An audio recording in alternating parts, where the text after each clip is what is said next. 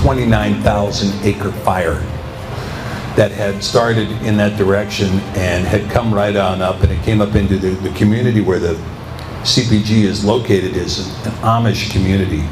So about half the community lives off the grid. And the intent was to burn it out and to completely depopulate it. But as it got up within the range of our company, there were a lot of brothers and sisters, we call them the Mountain Fellowship, that live up in this town called Trego. And one of their youngins works for us, runs our warehouse, Jesse Miller. He's from Kansas City, actually. And Jesse called them up and said, help.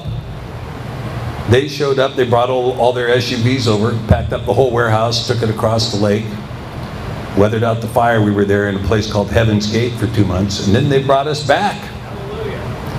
And those brothers were fantastic people. So I went out to visit them for, we had a little bit of a get-together. We wanted to have a fellowship and talk scripture and so on. So we had a fellowship meeting out there last December. And in comes the Trego Fellowship. And so I looked at him, and I'm looking at one of the wives there, and she's packing a 357 in her belt. I said, is that a 357? She says, oh yeah, all of us are armed, and we never go anywhere without them. Welcome to Montana, right? So, now this presentation I'm going to do for this hour is going to be a hair-raising presentation. If you didn't curl your hair, don't worry about it. You'll get an opportunity to have it curled here. So I've got a lot of grounds to cover. I was going to do a PowerPoint presentation, but it turned out to be too many slides. And I worked on this thing quite a bit. Actually, for the last month, I've been working on this presentation. And so I've got to go through a lot of material pretty quickly. And when we get into this material, I think you're going to hear some stuff that you haven't heard before. You heard Yana talking about Deborah Olivares, I think her name was Tavares, Deborah Tavares. And a lot of the material Deborah Tavares touches on, I'm going to talk about here today.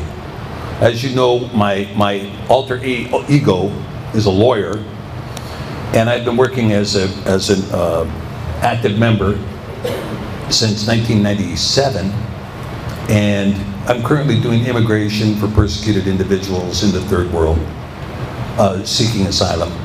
I also do constitutional law, international law, and I just completed a murder trial here several months ago, which we won because my client was innocent. That always helps, right?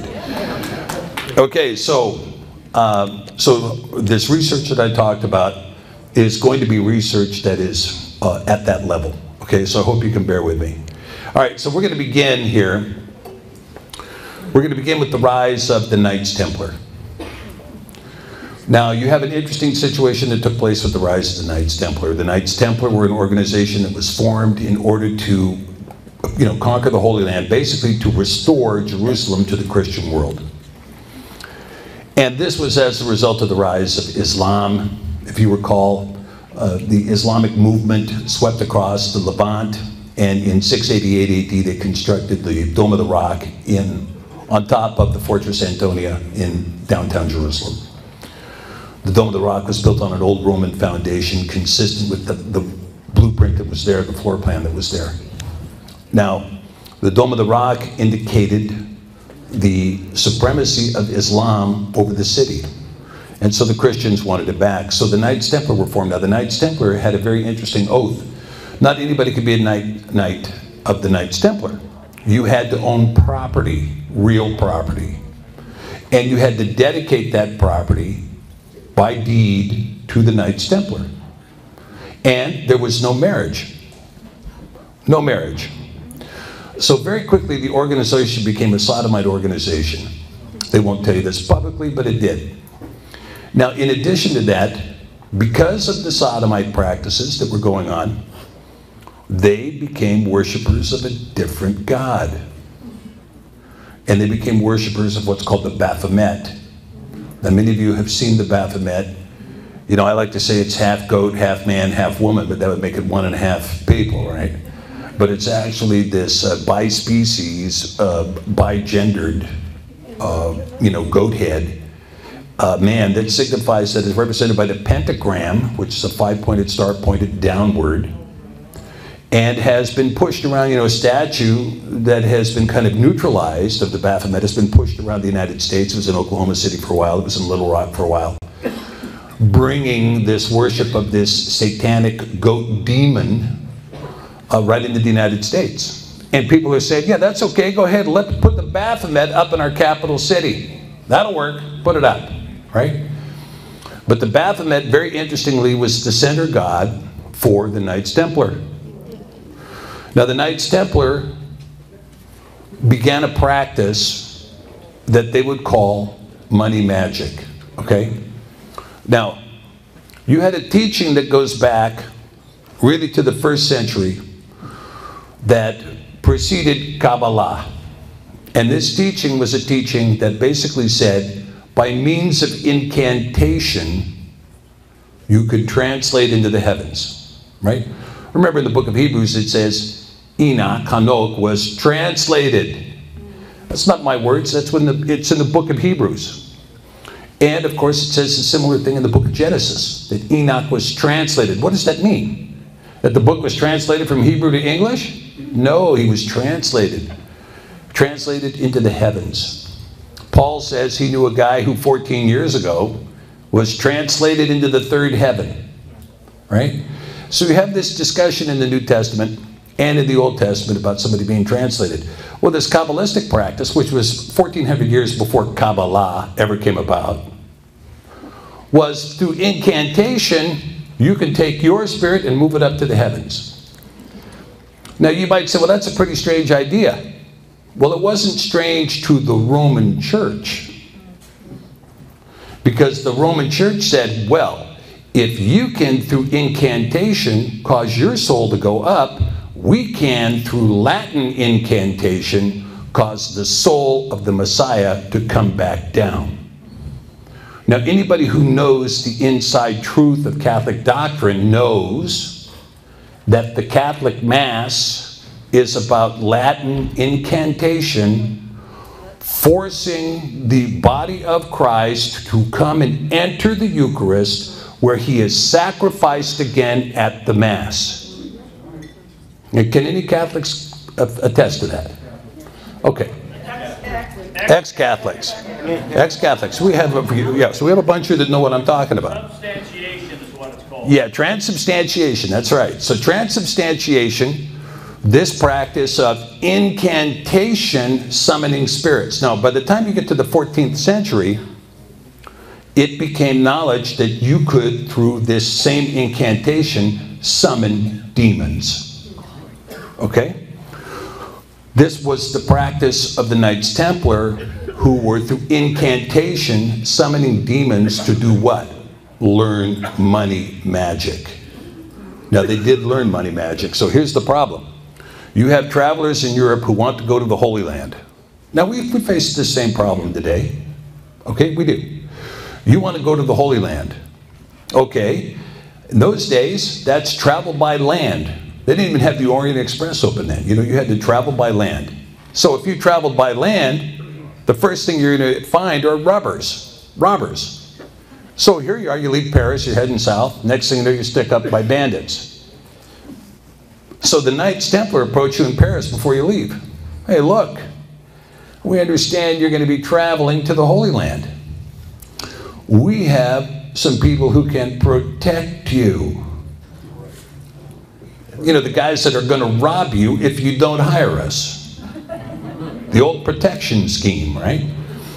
So they paid for protection. Now, eventually that would become what's called a letter of credit. So what they would do is you'd deposit your money in the Knights Templar institution in Paris, and then they give you a letter of credit, and you would travel to Akko, where their compound was, and then you could redeem your letter of credit. Think of it as the first American Express traveler's checks, right? Letter of credit. Now, the Russians tried to introduce a Russian Express card, to counter the American Express card. But their motto was, don't leave home, So, anyway, but at any rate, so you see the Knights Templar invent letters of credit, first thing. The next thing they invent is fractional banking. Now, fractional banking takes a little bit of time to cognize. You have to start looking at your numbers. Well, let's see. You know, we took in 10,000 last year, but only 3 guys showed up to exercise their letter of credit, so we were only exposed to the tune of $100. We had 9,900 bucks we could have done something with. Well, when they figured that out, they began fractionalized banking, which is if I took $100 from everybody in this room, and I'm sitting on, let's call it $100,000 in cash, and somebody wants to borrow money, and they come in and borrow 2,500 bucks, I can loan you the 2,500 bucks. And in fact, how many times can I loan that 2,500 bucks against that 100,000 before the 100,000 is gone? Well, the key is, what most people won't tell you is that banks keep about 10 cents in their bank for all the money they loan. Okay? And in the modern world, it's even less than that. It's just made up numbers. It's just made up numbers. It just has no existence whatsoever. It's not dependent on how much you put in. It's not dependent on how much you paid in taxes. They just put a couple more zeros on the end of the account, away you go. Not you. Somebody else but you gets the couple of zeros, not you. Because the guys who get the extra zeros are too big to fail. The guys who don't get the extra zeros are too small to succeed. Okay? So, what happens with these Knights Templar is that they come back to Europe owning about 80% of Europe. Owning about 80% of the real property in Europe, and they're by far the richest organization that Europe has ever seen. By far. So the Pope gets jealous, the King of France gets jealous, and so Philip of Navarre says, these guys are Satanists. They worship the Baphomet, and they've got all these disgusting practices. Kill them. So they arrest 32 members of the leadership in 1302 and burn them at the stake. Philip of Navarre was dead within the month, and the Pope was dead within the month. But Philip had taken all of their land and all of their money. But the remainder of the Knights Templar did 2 things. They split up. One group went into the northern Italian Alps and began to form the country of Switzerland, where they could continue their banking practices. And the other group migrated into Scotland, where they would become the founders of the Masonic order in Scotland. Now, that Masonic order in Scotland are the people who would become the Scottish Rite Presbyterians. The Scottish Rite Presbyterians are the ones who, following the death of King Charles I, the son of King James, said, we want that Apocrypha out of the Bible. Now, you know why they wanted the Apocrypha out of the Bible? Because they believed the wisdom of Solomon was secret knowledge that they wanted for themselves. So they went to the British Crown, who at that time was Oliver Cromwell, who was a Puritan, and who was relying upon the 1560 Geneva, and said, Cromwell, we need a compromise here. And they created the Westminster Confession. Now, I want you to understand this. King James was not present at the Westminster Confession. Neither was John Calvin. Neither was any representative of the Catholic Church. Neither was Martin Luther. Neither was Coverdale. Neither was Tyndale. Neither was Wycliffe. None of these people neither was, Desiderius Erasmus. No. It was politicians from the Scottish Rite Church and politicians from London who gave us the Westminster Confession that said, these books, beyond the 66 books, that's twice the 33rd degree level of Masonry. These 66 books are all the people who are too small to succeed need to have. And so did anybody ask the question, by what authority did you do that? No one. Not in this country. No one. And they said, well, we're really proud of the Kirk. In Scotland, it was called the Kirk. You know the building? Here's the building. Here's the steeple. Open the doors, there's all the people, right? Problem is, what's that steeple? That steeple is an Egyptian obelisk. Right? And it marks what? Allegiance to the Vatican, which has an Egyptian obelisk in St. Peter's Square, which isn't square. It's round, right? It's like Red Square. Red Square isn't red and it's not square. Okay, so here you are. Now, the Scottish Rite Presbyterians said, we want to have the Kirk. Well, the Kirk was named after who? The Greek goddess Kirk. We always thought that her name was Circe. You remember Circe? She's in the Odyssey. Her and the sirens sweetly singing. That they would sweetly sing and they'd lure people in, and then by handing them wine and food, they would become pigs. Right? Circe or Kirk. So the church is named after this Greek goddess. The Bible is named after the Greek goddess Byblos, the goddess of pagan literature. Interesting stuff. We tie everything in the church to that, based upon the decisions of guys who were influenced by the Scottish Rite Masons, who would be totally succumbed to the will of the Illuminati, right? And of course being manipulated by our friend Loyola in the Jesuits. So you had three organizations that sprung from the Templars: Masonic Order, the Jesuits, and eventually the Illuminati. Adam Weishaupt was in fact Jesuit trained. And he formed the Illuminati when?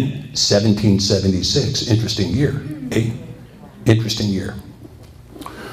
So, now the reason I'm bringing this up is because we're going to get into the sordid tale of the truth about America. Okay.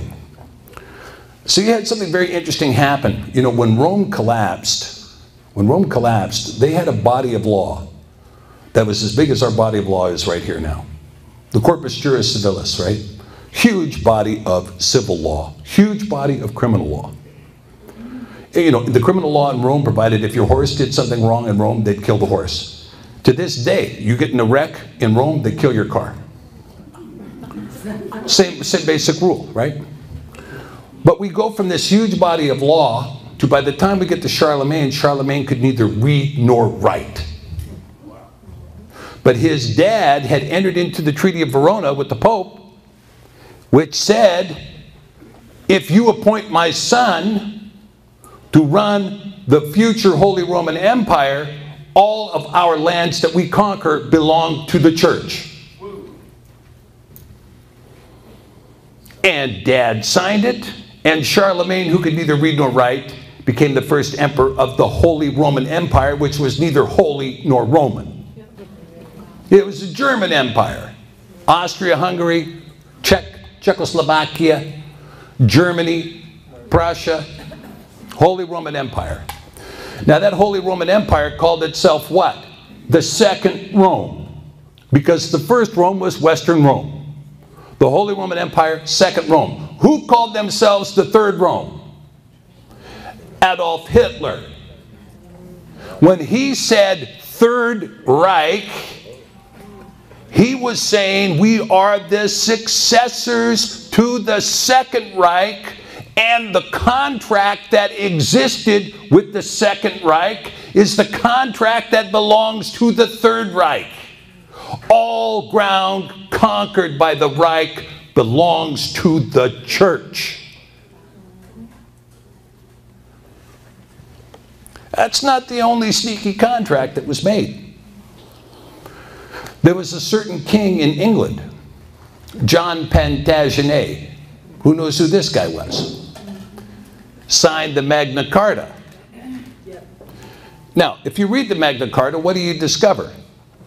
The Magna Carta was a bunch of English knights who got together and said, look, John, you need to quit stealing everybody's inheritance, and if a woman's husband dies, she gets to keep the estate, not you. Good luck talking the king into not stealing property, right? We haven't been able to talk our government into it, I'll tell you that.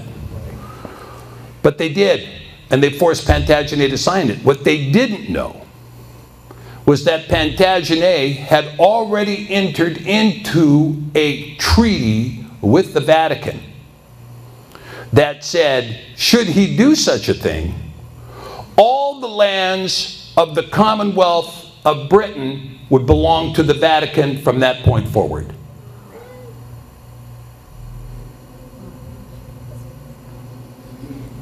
Boom. Okay, so we have a little predecessor agreements coming into the United States. Now the United States, I always like looking at the history of the United States. It's very interesting. Because the United States, you know, initially we had people coming here, particularly the Puritans that came into Massachusetts. They were Puritans what? Puritans during the rise of the Revolution in England that would put Oliver Cromwell in power.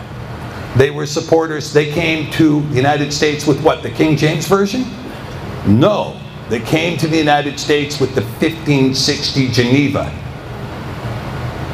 The King James Bible is an Anglican Bible. The 1560 Geneva is a Protestant Bible. You have to distinguish between those. They couldn't sell the 1611 King James Version in England because the 1560 Geneva was so popular and so prevalent that Charles I banned it by law. No more of that being published in this country. Only the KJV AV, which, by the way, had 82 books in it, not 66. And it used the name Jesus, not Jesus. And there was no one from the authorized committee of the King James that put the J in Jesus. No one. The KJV that everybody wants to use today is the 1789 Benjamin Blaney. Who's Benjamin Blaney? Anybody know? Just a question. All right, let's continue. Yeah, who was Benjamin Blaney, right? Did he suddenly, you know, oh, hey, here's Benjamin Blaney. He's walked through 7 different tiers of anointing. From who? No, the publisher. The publisher. The publisher said, let's do this. We can sell as many books without the Apocrypha as we can with them. And the Scottish Rite Presbyterians don't want it in there anyway. All right. Let's continue. 1620, the Puritans come here, Massachusetts Bay Colony. They want to live the life that Puritans prescribed. Was it 100% holy? No. It wasn't. But at least they tried to comport with Scripture. And you see the standard Calvinist model for the churches. No spires, plain white buildings, no statues, no icons, right? Just a plain white building. Kind of like where we're meeting here today. Plain building, no disco ball. Hallelujah. Yeah. So, now what takes place is the colonies were all formed via corporations. The Massachusetts Bay Colony was a corporation owned by the King of England. The Virginia Colony was a corporation owned by the King of England. Pennsylvania was a corporation owned by the King of England. These were all corporate entities owned by the king. But in the 1700s, we want to say, hey, look, listen, you don't really own those anymore. We're willing to fight you. We're willing to fight you to take those away from you. Now, George Washington had a lot that he wanted to fight for. How many people have been to Mount Vernon? We've got a couple. So let's talk about it. Mount Vernon, he inherited the estate from his dad who lived in England. Premise number 1. Premise number 2. He made his living selling tobacco, using slaves to harvest it, until he didn't like that anymore, and he switched over to making whiskey. And he was willing to risk the life of every single person in this country in order to make sure that he could continue to do that.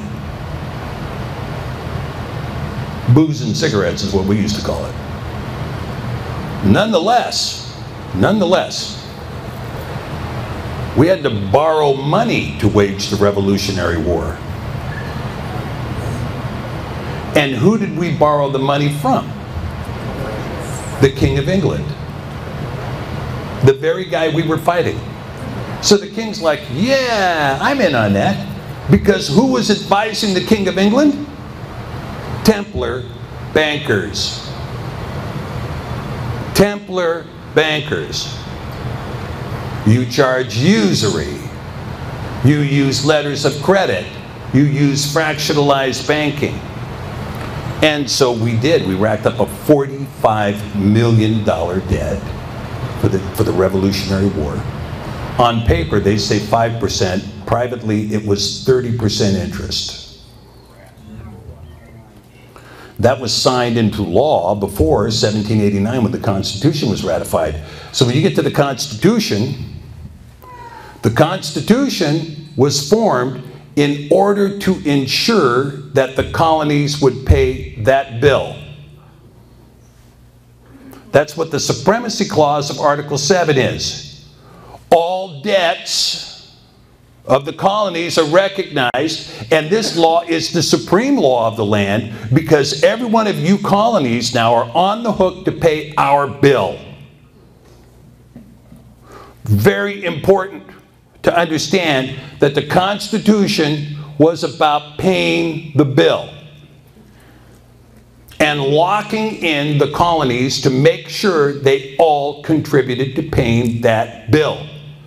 The other stuff is peripheral. Let's have a legislature, let's have a judiciary, let's have an executive branch, all from Isaiah 43. Yah is your king, your lawgiver, and your judge.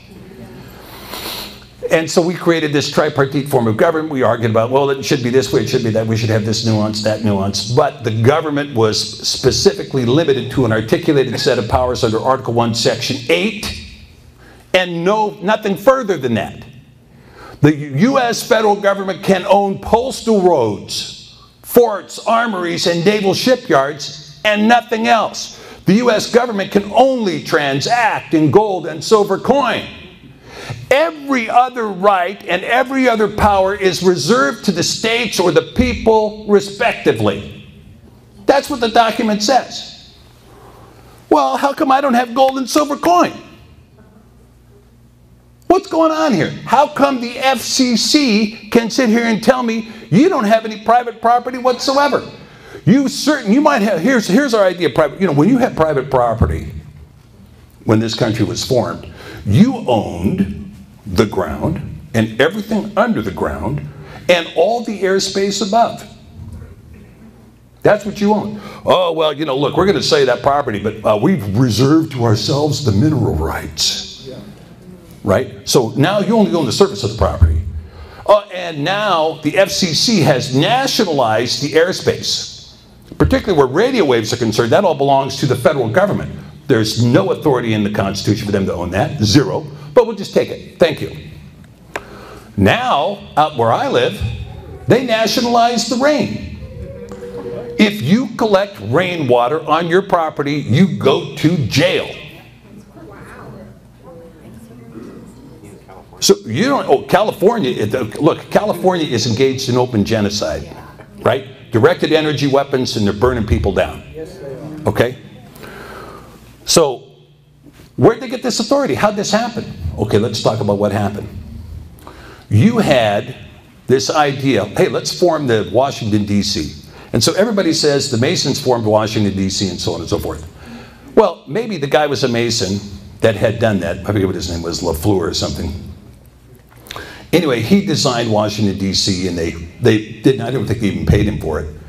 And they put it together, and they looked, okay, we've got Washington, D.C. When Washington, in 1812, when the British came in and burned the place to the ground, there were 2,900 people living there. 2,900. Basically a swamp where nobody wanted to live. After they burned it to the ground, you begin to see the machinations of the bankers moving in. Now, you have to keep in mind that these bankers, who had been excommunicated before and executed, wanted to make sure that they had an allegiance that would allow them not to be executed again. Enter one of the most famous families in the world, the Bowers. The Bowers, the real name of the Rothschild family. Bankers for the Vatican. Bankers for the crown. Bankers for the Kaiser. Bankers for the emperor. Bankers for the Tsar. Rothschild. Now, these Rothschild bankers were given the assets that had been pledged to secure the $45 million loan at 30% interest. These were pledged in commerce. The assets of the United States were pledged in commerce, and the overseers of the trust that would watch over that pledge of collateral was the Rothschild family, operating on behalf of the Vatican. So after the burn down of Washington, D.C., what do you see happen? You see a fundamental change in the country begin with Andrew Jackson running roughshod over the Constitution, the treaties of this country, for instance, the creation of the Cherokee Nation. And there were several presidents who were assassinated that nobody wants to talk about, like Zachary Taylor, who was poisoned. And this history begins to change. All right. However, in that period, there was a 13th Amendment adopted to the Constitution.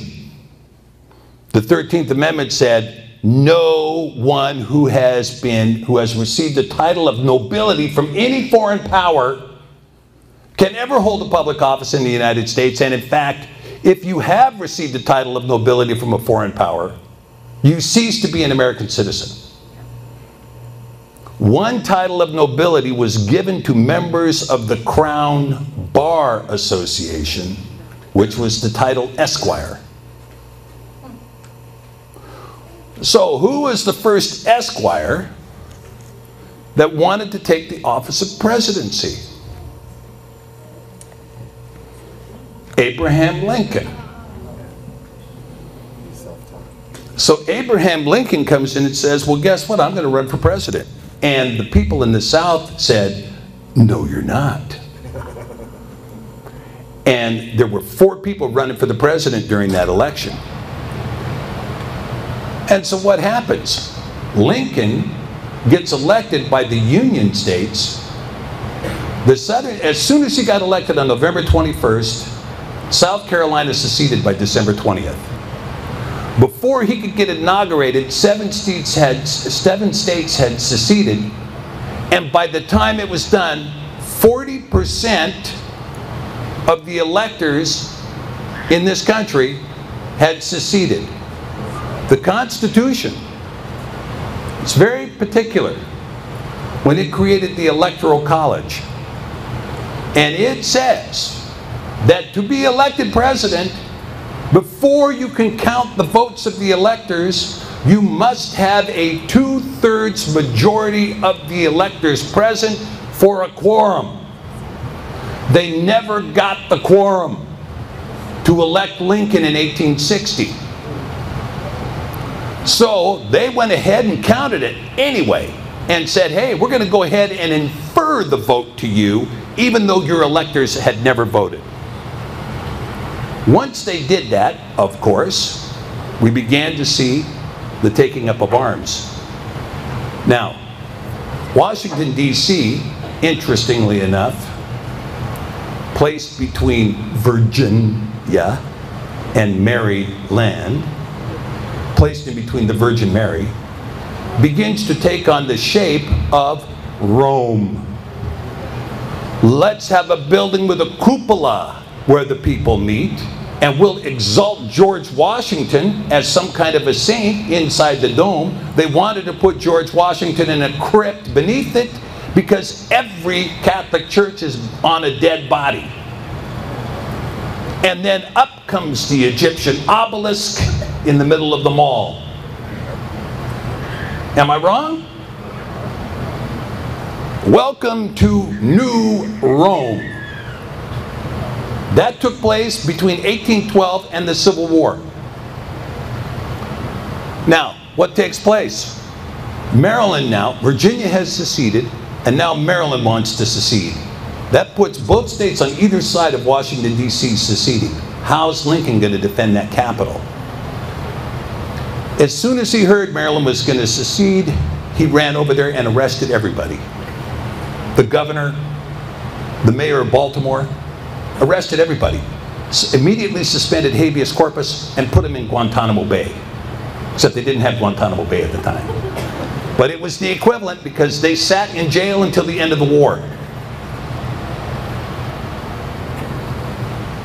Now, you get to 1863, and Lincoln's looking and going, I've got a choice here. I can either agree that the Confederate States of America are Confederate and they're a separate state, in which case I can be lawfully elected by the Union, which was 19 states, and if I do that, then I have to agree that the country split. Or what? I don't accept their split, and I have to hold office some way. So what does he do? Martial law. Now, habeas corpus had been suspended in 1862, but in 1863 he enacted the Lieber Code, General Rule 100. This General Rule 100 has never been set aside. Okay? I believe it's paragraph 7 that says, look, even though you're under martial law, you can pretend like you're still under the civil and criminal law unless push comes to shove. In other words, yeah, you're under the Constitution until we don't want you to be anymore. Then forget about due process. We'll just pick you up and put you in Guantanamo. Yeah. Now, habeas corpus was restored by the courts, but martial law was never rescinded. They'll try to tell you, well, Andrew Johnson rescinded martial law in 1857 with his proclamation that we're no longer at war with Texas. There is no peace treaty between the Union and Confederate States of America. None. What you have is a series of surrenders of the Confederate armies. There was no rescission of martial law, which under the Lieber Code requires a specific rescission in writing. No rescission. So we've been under martial law, but what happens at that period of time? Because something else took place, because the trust was changing, because the assets were changing. And so what took place is that Lincoln and his compadres began to incorporate everything in America so that they could restate the assets to the pledge of the trust, which the Rothschild bankers were negotiating or keeping as trustees. Okay? And so they did, and they incorporated every single human being in here. Your birth certificate is in all capital letters, representing that you are a corporate body and you are pledged as collateral to a loan that the ultimate beneficiary is the Vatican. The current Pope, when he first took office, issued a motu proprio saying, I have jurisdiction over every birth certificate in capital letters in the world. And I have the right to excommunicate you and to adjudicate you into the office of the Inquisitor ex parte without you knowing or even being here. First thing he did as Pope. Okay. Now, what happens from here? Well, we get the Federal Reserve Act of 1912, which was accompanied by the Income Tax Act of 1912 and the 16th Amendment of 1912. All stuff that Lincoln tried to put to place in 1863 and was kicked out by the court as unconstitutional. Okay, let's amend the Constitution then. In comes the 16th Amendment. All income from any source derived, now subject to taxation. Why do we need it? Because the right to print currency was given to the Federal Reserve because they controlled 100% of the assets of the United States.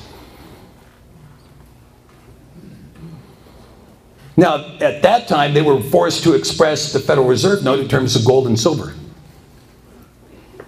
But by the time we get to Richard Nixon terminates the Bretton Woods Accord and says, no. We're not going to honor any more of that gold stuff. Why not? Tricky Dick. You guys remember that was his nickname? Why not, Tricky Dick? Because we don't have any gold. We can't honor it anymore. We don't have any gold.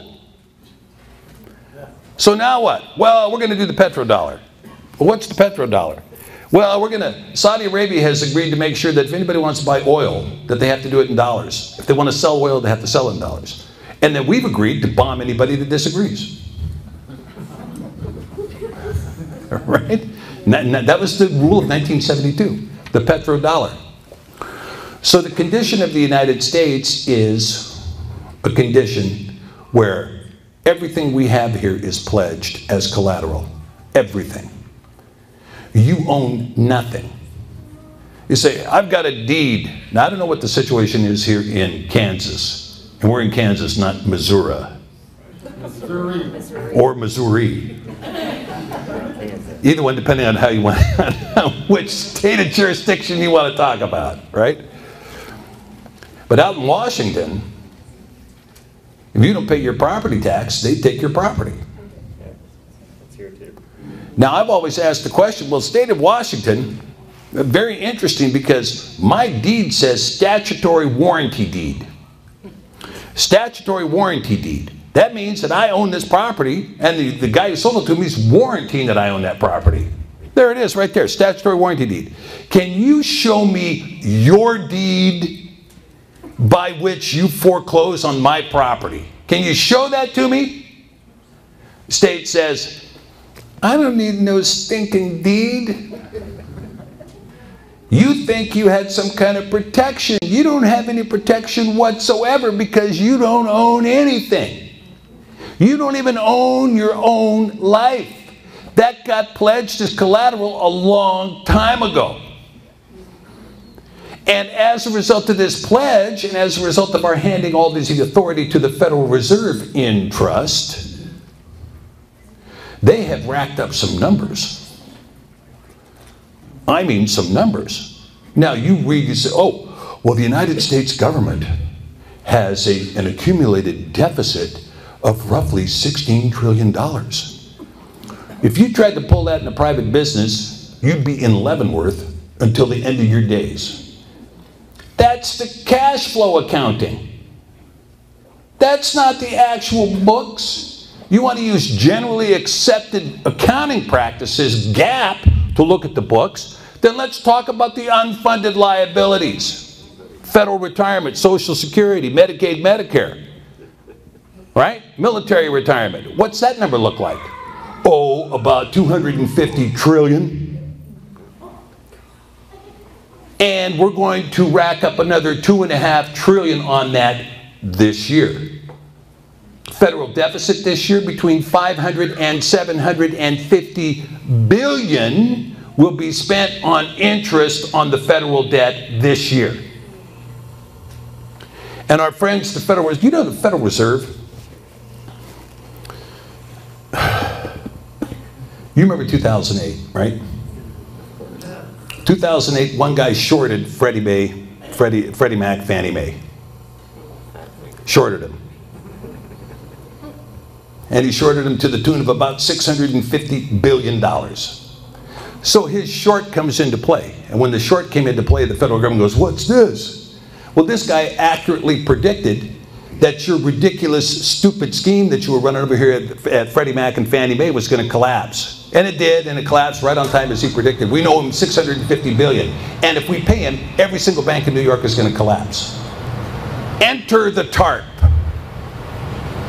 You remember the Secretary of the Treasury came out and said, hey, if we don't pay this, everything's gone. Remember that? Enter the TARP. Well, we're going to authorize $700 billion to pay this off. So they did. And it was paid off because those banks were too big to fail. Now, after they were done paying that off, there was exactly a balance left in that savings account in 2008 of $134.5 billion. That's what was remaining in the TARP fund. Now, a certain fellow gets elected in November of 2008. And when he gets elected in 2008, he takes office. His first act in office was to pay a $23,000 commission fee to Hamas in the Gaza Strip for raising money at a phone bank for him.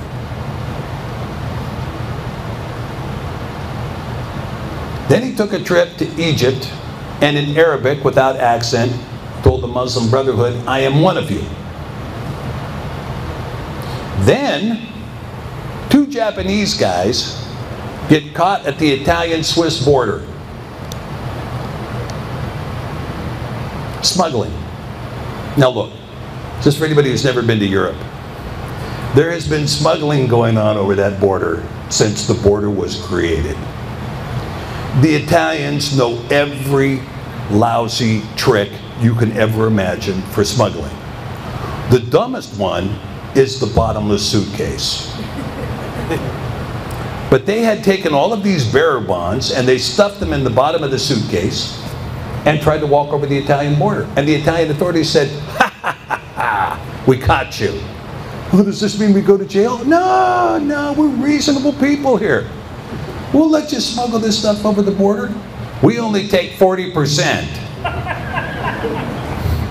$55 billion.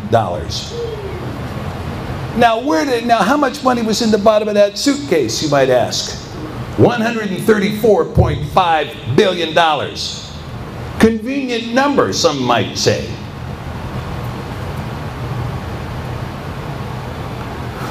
Well, there's got to be something we can do about this. Yeah, there is.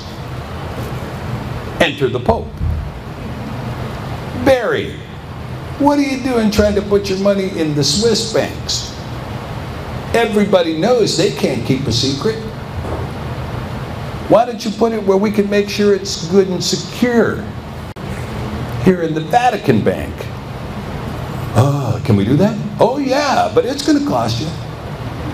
"Well, I'm already hooked for $55 billion. Can I get my $55 billion back?" "Yeah, you can get it back as long as we get paid $55 billion. "Well, I got a proposal for you." "What do you want?" "Well, I want fiat back in the United States. We had our cars kicked out of the United States. We want fiat back in the United States. We want access to that market. We want fiat back in the United States." "Okay, all right, okay, I got you. So how about we do this? I'll give you Chrysler Corporation $20 billion in tax dollars and fiat access to the U.S. Bingo. Do we have fiat in the United States? Is Chrysler Corporation owned by fiat? Was $20 billion in American tax dollars given to them to affect the trade? I mean, come on, Barry. If you're going to give $20 billion bucks to the Italians, why don't you give it to me? I'll run Chrysler. You know, I'll put together a group of guys right here in the room. We'll run Chrysler. So you see that the control was made, and out of that bank, which the Italian authorities have been saying, we want to audit, we want to audit, we want to audit, we want to audit. No, we have walls here that keep illegal aliens out of this building. Big walls. So what is the condition of the United States? Now that we're talking, we're under martial law.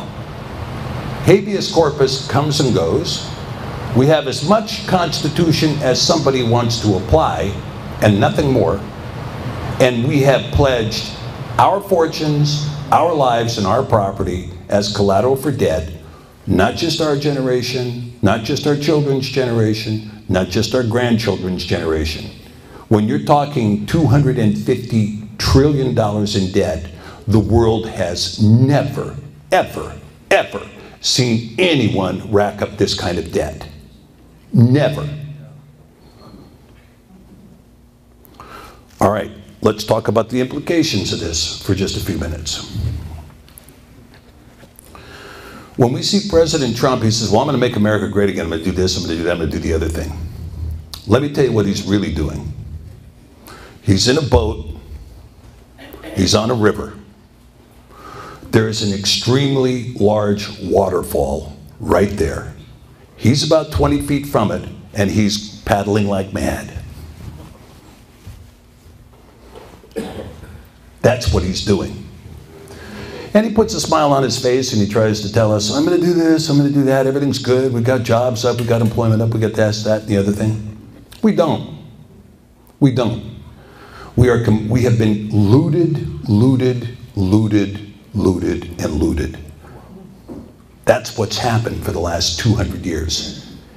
And now somebody says, well, you know what we need to do is we need to put 5G in place, or we need to put some kind of economic policy in place that will allow that goose to take a couple more breaths of air and give us one more golden egg. You know, there's a point when you choke the goose and the goose dies. And there's no more eggs. And predators and thieves, liars, crooks, and murderers and accusers don't care. Now, I'm just going to share just a couple of things. You know, I live out on the West Coast. And so I live in this experimental land of tech wackyism. And I'm telling you, look, these people are out of their mind. They put a couple of driverless cars on the road. Wreck. Now, let me say this to the insurance companies so the insurance companies know. When you force me into a driverless car, I'm never paying auto insurance again. You understand that? You're not getting a dime. Amen. If there's a car wreck, you blame it on the guy who built the car. Don't be calling me up to blame it. You blame him, right? The insurance companies, they write me a letter. Did you know that 40% of all wrecks happen by tired drivers? I wanted to write him back. Hey, did you know that 100% of all wrecks happen by drivers? Wouldn't it be nice if you could just have mandatory insurance and nobody could ever drive? Hey, you guys would finally be happy. Right? We'll take all your money and never ever pay a claim.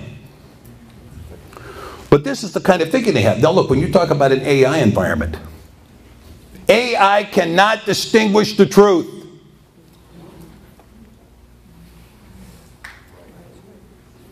Here, take out a pencil and paper, draw for me a couple of things. Draw for me the essence of life. What's that look like? What color is it?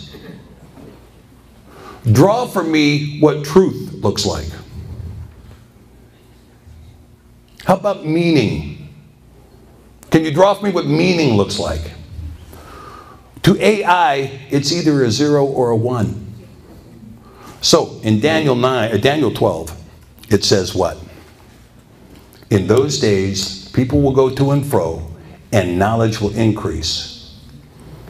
How much will knowledge increase? By 2020, they're expecting the knowledge database to double every 12 hours. But in that knowledge database comes what? Disinformation. There's information and there's disinformation. So the AI guys out there in Silicon Valley, you know, you can see them sequestered out there in San Jose and Palo Alto and Los Gatos. You know, but we don't ever go there. Because if we do, we come into the unwashed masses, you know, downtown San Francisco. Don't ever go there. That's where we distribute free needles. I mean, I don't know, have anybody been out to the West Coast lately? Okay, let me tell you. Let me tell you something. It's flat unbelievable. I mean, you drive into downtown Seattle, there's tent camps everywhere. There's human garbage everywhere. There is somebody begging for money on every street corner. They even have mafias running the beggars. So here's a beggar standing out on this corner. My wife and I saw him. Standing out on the corner asking for money. And there's a guy, hey, I own this corner. You pay to work this corner. The stuff that's going on in San Francisco and in Portland, you have to see it to believe it. It's just unbelievable. And this is what the world that they have planned for you, this AI world. Okay, and this tech nonsense. And what these techies don't seem to understand is that the AI cannot decipher truth from falsehood. So what you get is Google, we're going to censor that. YouTube, we're going to cancel that. Right? Twitter, we're going to terminate that account. Why? Because they want the information to say one thing. Not your thing, their thing. However, knowledge is going to increase and double every 12 hours. Nothing will be hidden, including the antediluvian record, the record that occurred before the flood. Now that record is beginning to emerge. We're beginning to see it. Okay? So with that, I'm going to leave you guys with this. I've said this many, many times to people. We have the Constitution that we are willing to defend. And we have nothing more than that. I shouldn't say we have nothing more than that, because I want to refer this and come back to this idea just real quickly. And I'm just about done here. The Ten Commandments, the Decalogue, that Stephen was talking about earlier, saying this was what was put in the Ark of the Covenant. Okay? This is your Bill of Rights. There is no Bill of Rights in the Constitution. People say the Constitution protects life, liberty, and property. It says so in the Fifth Amendment. No, it doesn't. It says no life, liberty, or property can be taken. Except for that one thing. In which case we can take life, liberty, or property. You have a right to due process. That's what you have a right to. You don't have anything else under the Constitution. You have a right to due process. And, thanks to the opinion of the Supreme Court, you have a right of privacy that allows you to abort a child. That's it. Those are your freedoms. But the Decalogue says, thou shalt not kill. And because Yah said it, who is man to oppose it? That is your right to life. The Decalogue says, thou shalt not steal. Thou shalt not steal what? Well, the same stuff you're not supposed to covet. You know, you want to use the word covet. Well, covetousness. What does that mean? I don't know. Covetousness. It's a Jewish condition that happens to you from wearing too much tallit. I mean, I don't know. You know, covetousness. What is covetousness, right?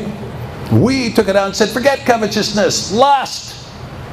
You shall not lust after your neighbor's wife. You shall not lust after your neighbor's house. You shall not lust after your neighbor's employees or his equipment or his stuff, or nothing that belongs to him. Well, if you're not supposed to lust after it, guess what? You're not supposed to steal it either. And because he said, thou shalt not steal, you have a right to property. There's no other right to property. But it exists right there. Thou shalt not steal. Okay? And any government that fails to protect those rights is a tyranny. So, this is why when we say, we talk about that, we're going to get back to this tomorrow. We'll be talking more about the Decalogue, the foundation of human rights, and how the Torah, the true central Torah, is to work. Right? How it is to work. Okay? So with that.